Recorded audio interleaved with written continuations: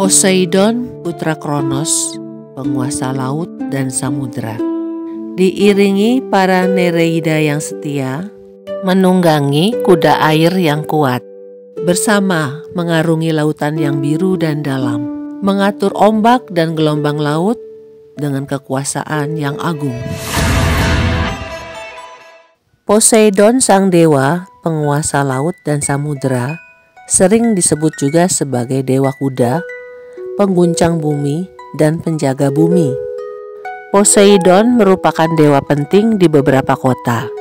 Orang Yunani percaya jika Poseidon adalah dewa yang menciptakan pulau-pulau baru dan yang membuat lautan tenang. Apabila Poseidon marah, ia akan membenturkan trisulanya dan menyebabkan gempa bumi, tsunami, banjir, dan gelombang lautan yang ganas yang bisa menghancurkan kapal. Para pelaut sering berdoa pada Poseidon agar diberi laut yang tenang, sehingga perjalanan mereka aman. Mereka kadang-kadang bahkan menenggelamkan kuda sebagai persembahan kepada Poseidon. Menurut sebuah potongan papirus, Alexander Agung pernah melakukan persembahan kepada Poseidon berupa kereta yang ditarik 4 ekor kuda yang dilarung ke lautan. Persembahan itu dilakukannya sebelum menghadapi pertempuran. Dalam seni, Poseidon sering digambarkan menaiki kereta kuda yang ditarik hipokampos atau kuda air.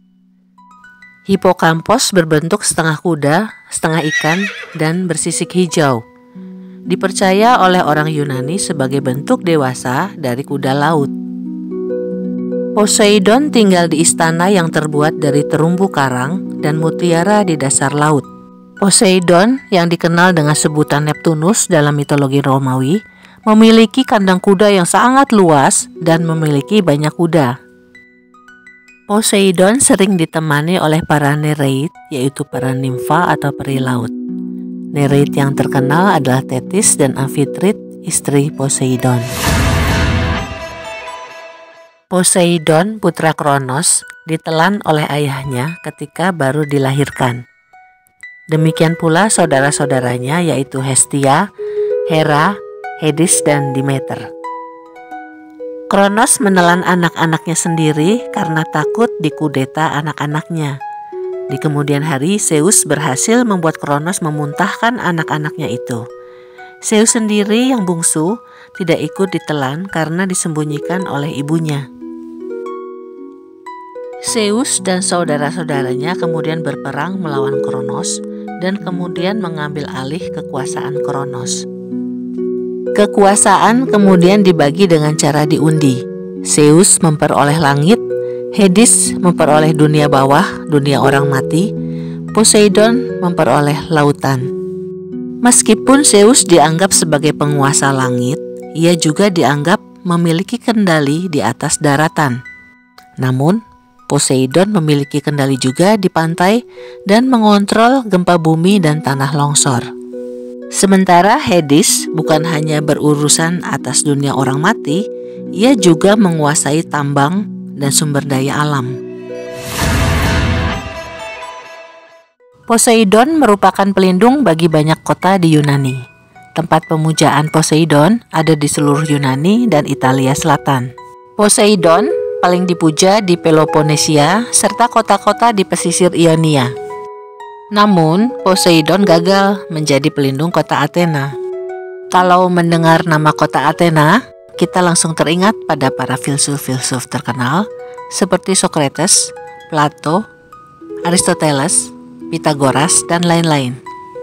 Kota Athena terkenal sebagai pusat seni, sastra, dan ilmu pengetahuan. Dahulu kota Athena bernama Kekropia karena rajanya bernama Kekrops. Kekrops adalah seorang raja berbadan setengah ular. Kekrops adalah penguasa yang luar biasa, berhasil membuat kotanya begitu mengesankan.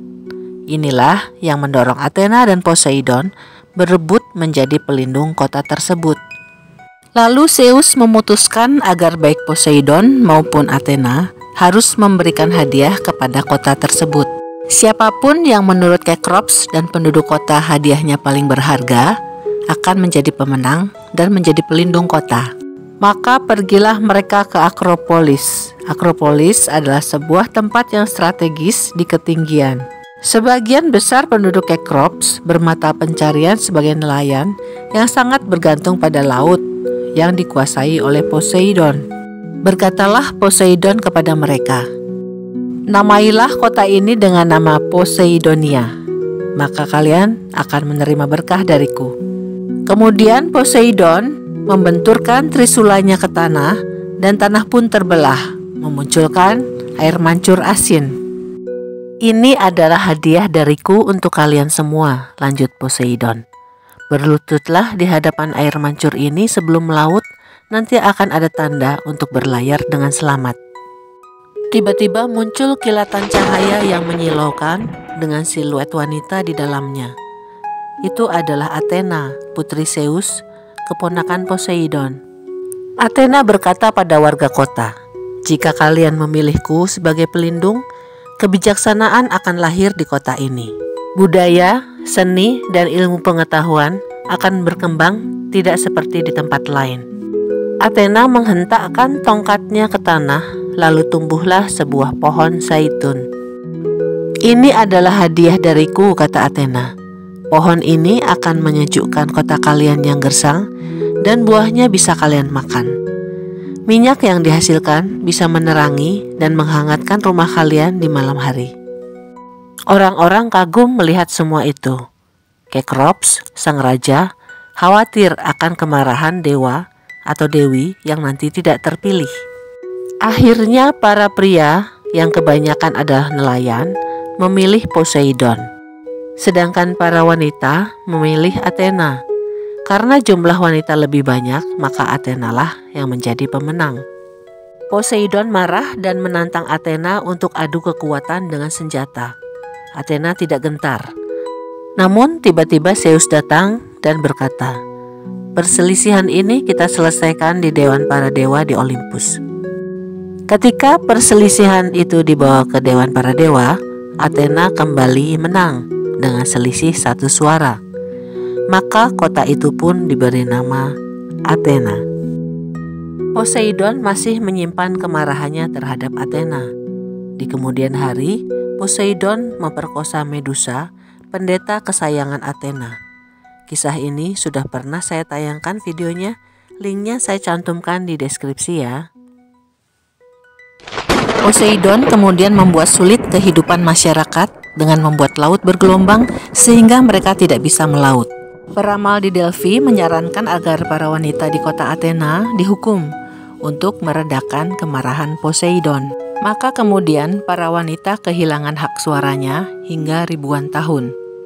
Akhirnya Poseidon memaafkan mereka dan mereka dapat melaut kembali. Pada abad kelima sebelum Masehi dibangun sebuah kuil khusus untuk menghormati Athena. Kuil tersebut diberi nama Kuil Parthenon.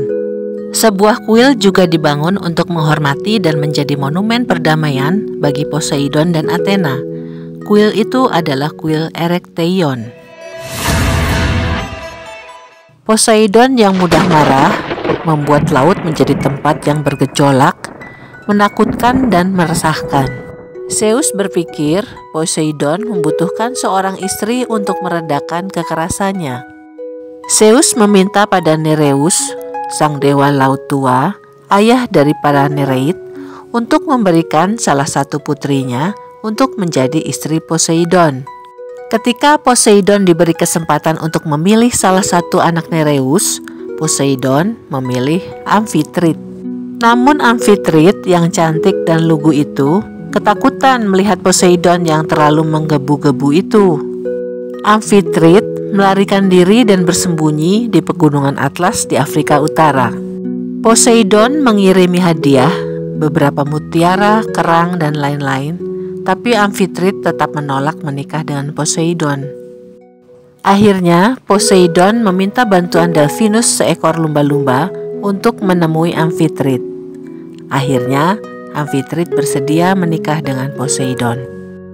Untuk jasa Delphinus, Poseidon menempatkan rasi bintang Delphinus di antara bintang-bintang di langit. Persatuan antara Poseidon dan Amphitrite melahirkan anak bernama Triton.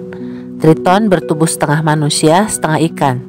Mungkin lebih mudah bila disebut sebagai manusia duyung.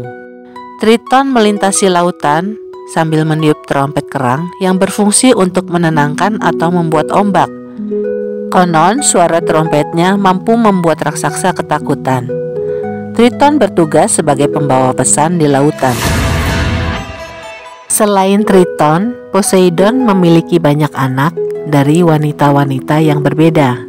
Anak-anaknya yang terkenal adalah Theseus, Polyphemus, Pegasus, dan Arion. Theseus, Raja Athena, diceritakan memiliki dua orang ayah, yaitu Aegeus dan Poseidon.